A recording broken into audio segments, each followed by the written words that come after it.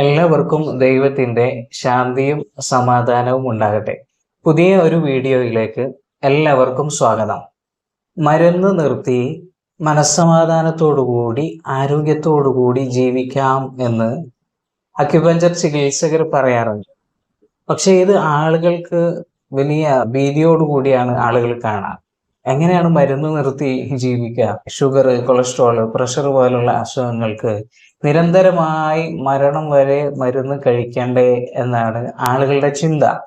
നമ്മൾ മനസ്സിലാക്കേണ്ടത്, മരുന്നുകൾ എന്ന് പറഞ്ഞാൽ ഒരു അസുഖം ഉണ്ടാകുമ്പോൾ മരുന്ന് കഴിക്കുകയും ആ അസുഖം മാറുകയും മരുന്ന് നിർത്തുകയും വേണം. അതാണ് മരുന്നുകൾ.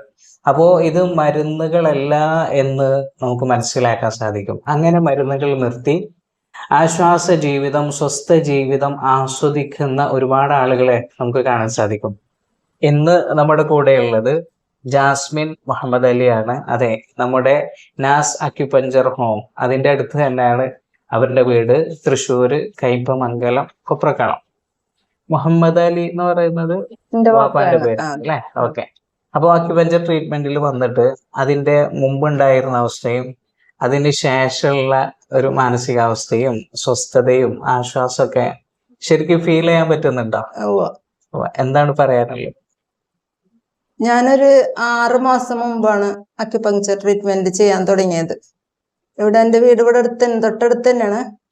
അപ്പോ എനിക്ക് ഒരുപാട് വർഷങ്ങളായിട്ട് ഷുഗറിന് മരുന്ന് കഴിക്കുന്ന ഒരാളായിരുന്നു.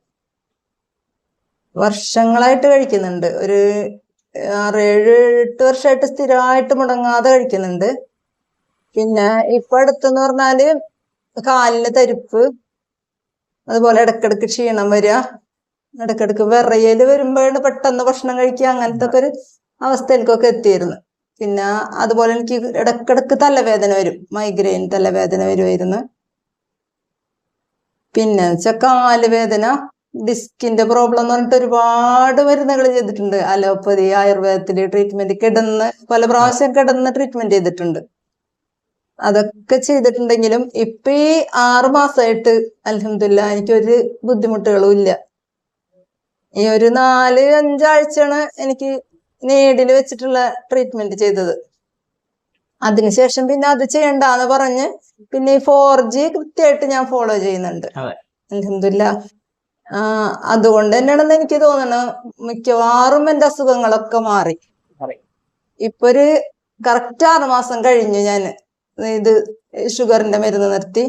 ഒരു ഗുളിക ഞാൻ അതിന് ശേഷം അലോപ്പതി ആവട്ടെ ആയുർവേദ ഒരു മരുന്ന് ഞാൻ കഴിച്ചിട്ടില്ല. അതിനുശേഷം എനിക്ക് പനി വന്നു, കാലിലൊരു കമ്പി തറച്ചൊരു മുറിവ് വന്നു, പിന്നെ കൈ പൊള്ളലുണ്ടായി, പിന്നെ കൈക്കൊരു ഞാൻ അന്ന് ഫോട്ടോ കാണിച്ചെന്നില്ലേ, കയ്യില് നീര് വന്നിട്ട് ഒരു പരിക്ക് അതുണ്ടായിരുന്നു. അതൊക്കെ മാറി. ഒരു മരുന്നും ചെയ്യാതെ തന്നെ മാറിയിട്ടുണ്ട് അൽഹംദുലില്ലാ. അപ്പൊ ഈ മരുന്ന്, ഷുഗറിനൊക്കെ മെഡിസിൻ, അത് നിർത്തുന്ന സമയത്ത് ഒരു ആശങ്ക, ഒരു ഉണ്ടായിരുന്നു. ഇന്നുള്ള പോലെ ഒരു എന്താ പറയാ, ഒരു കോൺഫിഡൻസ് എനിക്ക് ഉണ്ടായിരുന്നില്ല. ഉറപ്പില്ല, എന്നാലൊരു 90% ഞാൻ എൻ്റെ ഒരു മാമാടെ മോൻ ഇങ്ങനെ അക്യുപങ്ചർ ചെയ്തിട്ട് വലിയൊരു അപകടത്തിൽ നിന്ന് രക്ഷപ്പെട്ട ഒരു അനുഭവം എനിക്കുള്ളത് കൊണ്ട് അതെന്റെ മനസ്സിലുണ്ട്.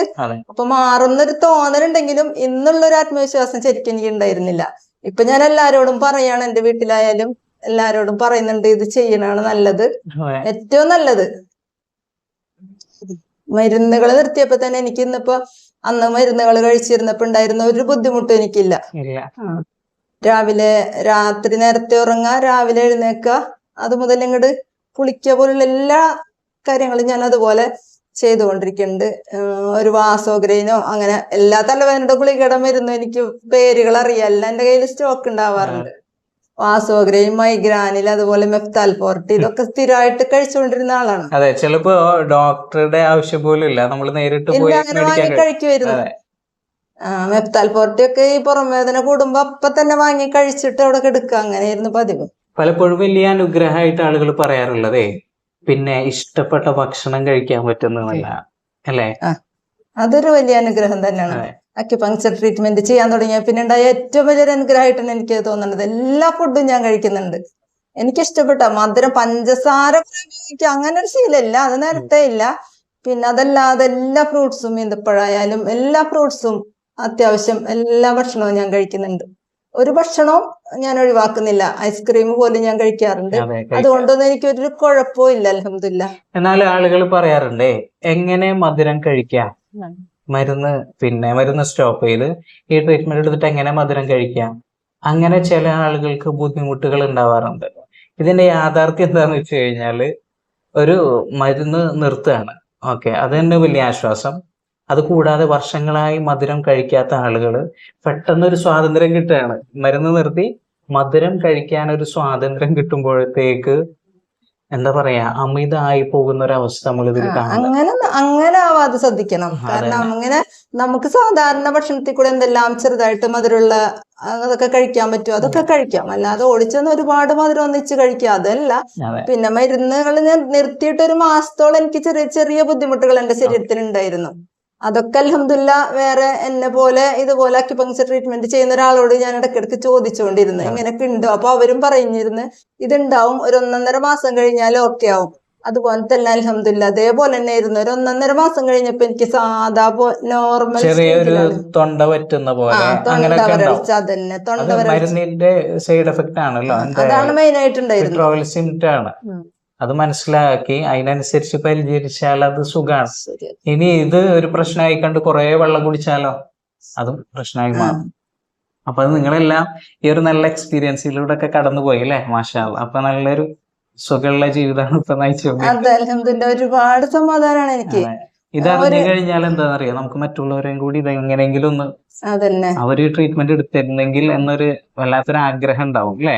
ശരിയാണ്, തീർച്ചയായും. അൽഹംദുലില്ലാ എല്ലാവർക്കും ഇങ്ങനെ ഈ ട്രീറ്റ്മെന്റ് ചെയ്തിട്ട് കുറെ മരുന്നുകൾ കഴിക്കാതെ മുന്നോട്ട് പോകാനുള്ള ഒരു അനുഗ്രഹം അല്ലാഹ് കൊടുക്കട്ടെ എന്നാണ് ഞാൻ വിചാരിക്കുന്നത്. ഇപ്പൊ എന്റെ ഉമ്മാനെ ഞാൻ ഇവിടെ കൊണ്ടുവരുന്നുണ്ട്, 2-3 ആഴ്ചയായിട്ട്. മാറ്റമുണ്ട്, ഫുള്ളായിട്ട് ചിന്താഗതിയിൽ തന്നെ മാറ്റം വരുമ്പോ വലിയ മാറ്റാണ് വരുന്നത്. കാലിന് ഭയങ്കര തരിപ്പ് തുടങ്ങിയിരുന്നു എനിക്ക്. ഇപ്പൊ ഒട്ടും എനിക്കതില്ല. ചെരുപ്പില്ലാതെ എവിടെ ടൈലിൽ ചവിട്ടാനോ അങ്ങനെയുള്ള ഭയങ്കര ഒട്ടും പറ്റൂലായിരുന്നു എനിക്ക്. ചെരുപ്പ് ബെഡിന്ന് ഞാൻ രാവിലെ എഴുന്നേക്കുമ്പോ ചെരുപ്പ് മൽക്ക കാല് ചവിട്ടാറ്. ഇപ്പൊ എനിക്കത് വേണ്ട. അതുപോലെ ഒരു പ്രശ്നം കൂടെ ഉണ്ട്, എന്റെ കണ്ണിന് കണ്ണടയില്ലാതെ ഞാൻ ഖുർആൻ ഓതും. അന്ന് ഞാന് കണ്ണിന്റെ ഒരു പ്രശ്നം ഒരു കുറച്ച് സമയത്തിന് ശേഷം വന്ന് പറഞ്ഞിരുന്നു.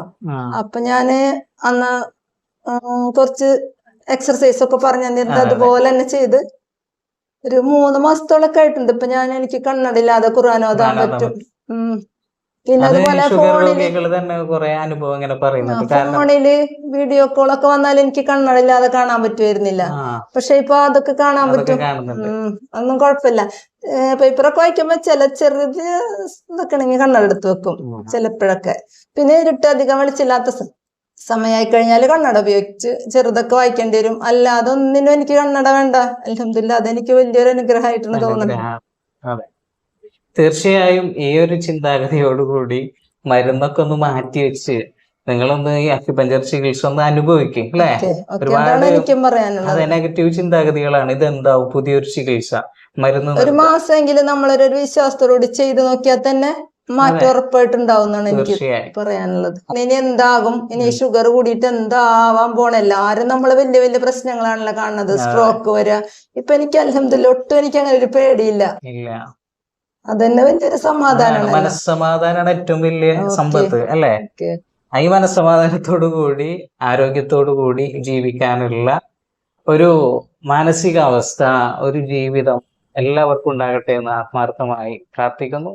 Thank you.